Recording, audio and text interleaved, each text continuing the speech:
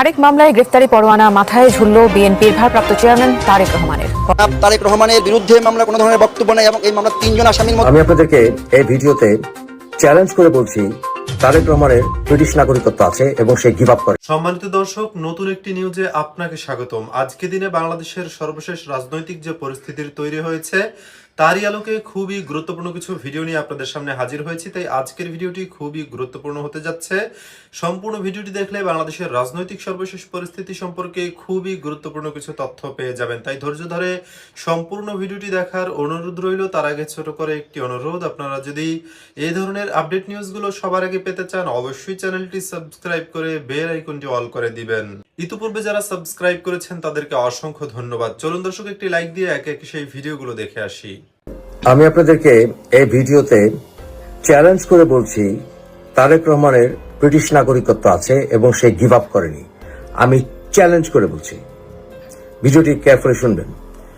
আমি UK immigration case work supervisor ছিলাম বহু বছর, সার্টিফাইড সুপারভাইজার, এবং আমি একজন লয়ার। আমার আইন পেশায় আমার অভিজ্ঞতা আছে ইমিগ্রেশনে বহু বছর, এবং আমার আইনের সর্বোচ্চ পিএইচডি ডিগ্রি আছে। আমি চ্যালেঞ্জ করে বলছি আপনাদেরকে, চ্যালেঞ্জ করে, এবং একজন ব্রিটিশ নাগরিক বটে। আমি বহু বছর আমি ব্রিটেনে থাকি, 32 বছর।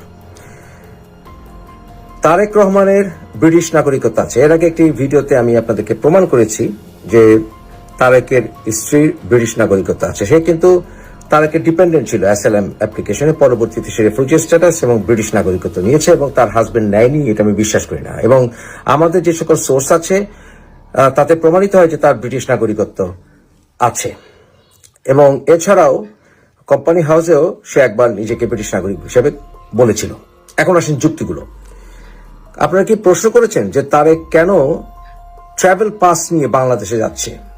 কেন তার এত সময় ছিল, এতদিন ধরে সে পরিকল্পনা করছে, সে বাংলাদেশে পাসপোর্ট নেয়নি কেন? এর আগে আপনাদেরকে ভিডিওতে বলেছি যে কেউ অ্যাসাইলাম করলে তার বাংলাদেশি নাগরিকত্ব চলে যায় না, ব্রিটিশ নাগরিকত্ব নিতে পারে সে পরে যদি কেসে জিতে, এবং এরপরে সে তার বাংলাদেশি পাসপোর্টও সে নিতে পারে। ডুয়াল সিটিজেনশিপ বাংলাদেশের সরকার অ্যালাউ করে। কিন্তু বাংলাদেশের সংবিধানের 66(2) ধারায় কেউ যদি একাধিক নাগরিকত্ব থাকে, অর্থাৎ বাংলাদেশি নাগরিকত্ব ছাড়া আরেকটি নাগরিকত্ব থাকে, তাহলে সে ইলেকশনের জন্য যে নমিনেশন, সেখানে সে অ্যাপ্লাই করতে পারে না। কেউ যদি বলে যে নমিনেশন অ্যাপ্লাই করেছি এবং আমার ব্রিটিশ নাগরিকত্ব বাতিল ইন দ্য প্রসেস, এটা করে সে পার পাবে না। এটা হচ্ছে অন্যায়। অর্থাৎ যখন সে অ্যাপ্লাই করবে, ওই অ্যাপ্লাই করার সময় তার অন্য দেশের নাগরিকত্ব থাকতে পারবে না। এর জন্যই ওই যে আপনার ইলেকশন কমিশন সেখানে অ্যাপ্লিকেশন ফর্মে এই বিষয়টা জিজ্ঞাসা করে। কারণ দ্বৈত নাগরিকরা যে সংবিধানের নিয়ম অনুসারে 66(2) ধারা সংসদ সদস্য হতে পারে না। কিন্তু তারেকের ব্রিটিশ নাগরিকত্ব আছে। ট্রাভেল পাস নিয়ে কেন সে আসছে? কারণ আছে। ব্রিটিশ সিটিজেন হিসেবে যখন আপনি ব্রিটেন থেকে বেরোবেন, তখন আপনি যে পাসপোর্ট নিয়ে বেরোবেন সেই পাসপোর্ট নিয়ে আপনি ফেরত আসবেন, এটা তার আশা করে। এটা নিয়ম, এটা আপনি ভাঙতে পারবেন না। কারণ আপনি যখন এয়ারলাইন্সের টিকিট কাটবেন, তখন আপনাকে, যদি আপনি একটা 5th এয়ারলাইন্সের টিকিট কাটেন, তাহলে আপনাকে জিজ্ঞাসা করবে যে আপনি কোন ব্রিটেনে ঢোকার মতো আপনি অধিকার রাখেন কিনা। অতএব নিঃসন্দেহে, without any doubt, Tarique Britain থেকে বেরোনোর সময় সে তার ব্রিটিশ পাসপোর্ট ব্যবহার করে দেশ থেকে বেরোবে। কারণ ওখান থেকে বেরোনোর সময় যখন আপনি ইমিগ্রেশন অথরিটির কাছে যাবেন, ওই পর্যন্ত সাধারণ নাগরিকরা যেতে পারে না। সে তার ব্রিটিশ পাসপোর্ট ব্যবহার করে সে ওই টিকিট কাউন্টার ডেস্ক হয়ে ভিতর দিয়ে এক্সিটে বেরিয়ে যাবে। সেখানে সে বাংলাদেশি পাসপোর্ট দিয়ে বেরোবে না, বুঝেছেন? সে ব্রিটিশ পাসপোর্ট দিয়ে বেরোবে। এরপরে ব্রিটিশ পাসপোর্ট দিয়ে যখন বেরোবে, সে বাংলাদেশে ঢুকবে বাংলাদেশি পাসপোর্ট দিয়ে। এটা হয় না। কেন হবে না? যে এক্সিটের সময় সে যখন ব্রিটিশ পাসপোর্ট দিয়ে বেরোবে, সে at the same time same ডেস্টিনেশনে সে লুকোতে পারবে না যে সে বাংলাদেশি পাসপোর্ট দিয়ে বাংলাদেশে ঢুকছে, কারণ দুটো ইমিগ্রেশনে কন্ট্রাডিকশন করবে। তাই সে ট্রাভেল পাস নিয়ে বাংলাদেশের ট্রাভেল পাস নিয়ে সে আসছে। যদি সে বাংলাদেশি পাসপোর্ট নিয়ে বেরোতো, তাহলে বোঝা যাবে সে বাংলাদেশি পাসপোর্ট, সে বাংলাদেশি সিটিজেন, এবং বাংলাদেশি পাসপোর্ট দিয়ে সে বাংলাদেশে ঢুকবে। কিন্তু তা সে করেনি। ট্রাভেল পাস থাকলে এই বিষয়টা থেকে এক্সেম্পটেড হয়, কারণ ট্রাভেল পাসটার সঙ্গে থাকতে পারে এবং ট্রাভেল পাস রেখে সে বাংলাদেশে ঢুকতে পারে। কারণ এক্সিটের সময় সে ট্রাভেল পাস দেখিয়ে এক্সিট হবে না ইউকে থেকে, বুঝেছেন? সে ব্রিটিশ পাসপোর্ট দিয়ে এক্সিট হবে এবং বাংলাদেশি ট্রাভেল পাস দিয়ে বাংলাদেশে ঢুকবে। This is the law, clear law. সুতরাং অবশ্যই তারেক রহমানের ব্রিটিশ নাগরিকত্ব আছে এবং he is disqualified from participating in coming election. এবং এছাড়াও ব্রিটেনের যে বিএনপি নেতা আব্দুল মালিক, তারও ব্রিটিশ নাগরিকত্ব আছে।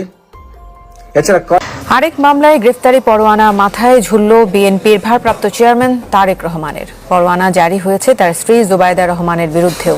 দুর্নীতির মামলায় এটি জুবাইদার বিরুদ্ধে প্রথম গ্রেফতারি পরোয়ানা। 2008 সাল থেকে লন্ডনে থাকা এই দম্পতির বিরুদ্ধে সম্পদের তথ্য গোপনের অভিযোগ আমলে নিয়ে এমন আদেশ দেন আদালত। এখন পর্যন্ত 4 মামলায় সাজা হয়েছে তারেক রহমানের। বঙ্গবন্ধুকে কটূক্তি, অর্থ পাচার, জিয়া অরফানেজ ও 21 আগস্ট গ্রেনেড হামলা মামলায় যাবজ্জীবন সাজা নিয়ে পলাতক তারেক রহমান। কিন্তু স্ত্রী জোবায়দার বিরুদ্ধে মামলা একটি। দীর্ঘ 14 বছর ধরে তারেক ও তার স্ত্রীর বিরুদ্ধে অভিযোগ আমলে নিতে অপেক্ষা করতে হয়েছে বিচারককে। অবশেষে মঙ্গলবার তত্ত্বাবধায়ক সরকারের সময় করা 4 কোটি 81 লাখ টাকা সম্পদের তথ্য গোপন ও মিথ্যা তথ্য দেওয়ার মামলায় তারেক ও জোবায়দার বিরুদ্ধে গ্রেপ্তারি পরোয়ানা জারি করেন আদালত। সম্প্রতি দুদকের আবেদনে সর্বোচ্চ আদালত এই মামলায় বিচারের বাধা দূর করেন। সম্পদের তথ্য গোপন এবং জ্ঞাতওয়াই বহির্ভূত একটি সম্পদের মামলায় জনাব তারেক রহমান এবং তার স্ত্রী ডাক্তার জুবাইদুর রহমান বিরুদ্ধে চার্জশিট দেওয়া হয়েছে। এই চার্জশিট দেওয়ার পরে জুবাইদুর রহমান এসে হাইকোর্টে স্টে নেওয়ার পরে রুল হয়, রুলটা খারিজ হয়। খারিজ হওয়ার পরে তারা সুপ্রিম কোর্টে আপিল বিভাগে গেল। সুপ্রিম কোর্টে আপিল বিভাগ বলল উনি অ্যাবসকন্ডিং। হাইকোর্টে যে রিট পিটিশন দাখিল করা হয়েছে এটা মিসকনসেপ্ট, হাইকোর্টের উচিত হয়নি এই ব্যাপারে রুল এবং স্টে দেওয়া। যেটা আপনি জানেন সেই জাজমেন্টটা অলরেডি হয়েছে, প্রায় 6 মাস হয়ে গেছে। এর পরবর্তীতে আরও 2টো রিট ছিল তারেক রহমান এবং ডক্টর জুবাইদুর রহমানের হাইকোর্ট ডিভিশন। প্রায় 1 মাস পূর্বে, 1 মাসের বেশি হবে, হাইকোর্ট ডিভিশন সে 2টো রুল অলরেডি খারিজ করে দিয়েছে, স্টে ভ্যাকেট করে দিয়েছে। এখন আজকে দিন ধার্য ছিল এই মামলাটির। সেখানে আমাদের দুর্নীতি দমন কমিশনের পক্ষ থেকে বলা হয়েছে আইনের দৃষ্টিতে তারেক রহমান পলাতক, ডক্টর জুবাইদা পলাতক। যেহেতু তারা পলাতক, মামলা চলতে আইনগত কোনো বাধা নেই। মাননীয় মেট্রো সিনিয়র স্পেশাল জাজ নথি দেখে, কাগজপত্র দেখে, হাইকোর্টের ইনফরমেশন দেখে উনি পদক্ষেপ নিয়েছেন এবং তাদেরকে পলাতক ঘোষণা করেছেন। এখন আমরা আশা করছি মামলাটি আমরা দ্রুত নিষ্পত্তি করতে পারব। তারেক রহমানের বিরুদ্ধে প্রায় 25টির মতো মামলায় গ্রেপ্তারি পরোয়ানা রয়েছে। মঙ্গলবারের গ্রেপ্তারি পরোয়ানা নিয়ে আইনজীবী জানান, রাজনৈতিক উদ্দেশ্যেই এ পরোয়ানা। স্বাধীন না, এই সমস্ত কার্যক্রমগুলা, এই স্টেপসগুলো আবারও প্রমাণিত করে যে জুডিশিয়ারি স্বাধীন না। আর না হলে এতদিন কোনো কিছুর কোনো খবর ছিল না। সারা দেশ যখন সরকার বিরোধী আন্দোলনে উত্তাল, সারা দেশের 18 কোটি মানুষ যখন তাকিয়ে আছে এই সরকারের পতন, সরকারের বিদায় ঘণ্টা যখন বেজে গেছে, তখন ইচ্ছাকৃতভাবে বিএনপির ভারপ্রাপ্ত চেয়ারম্যান জনাব তারেক রহমান সাহেবকে মানসিকভাবে কিছুটা চাপ দেওয়ার অপকৌশল হিসেবেই আজকে এই আদালতের মাধ্যমে গ্রেফতারি পরোয়ানা জারি করা হয়েছে। এই মামলার কোনো ধরনের কোনো সারবস্তু নেই। দুদককে ব্যবহার করে আজকে বিএনপির ভারপ্রাপ্ত চেয়ারম্যান সাহেবকে রাজনৈতিকভাবে হেয় প্রতিপন্ন করার জন্য এবং অবৈধ সরকারের রাজনৈতিক উদ্দেশ্য হাসিল। এই ভিডিওগুলো দেখছিলেন, এই সম্পর্কে আপনাদের মন্তব্য কমেন্টে লিখে পাঠাবেন। ভিডিও ভালো লাগলে চ্যানেলটি সাবস্ক্রাইব করতে ভুলবেন না। এবারের মতো এখানেই বিদায় নিচ্ছি। শীঘ্রই দেখা হবে নতুন কোনো ভিডিও নিয়ে। ততক্ষণ সকলে ভালো থাকুন, সুস্থ থাকুন। আসসালামু আলাইকুম ওয়া রাহমাতুল্লাহি ওয়া বারাকাতুহু।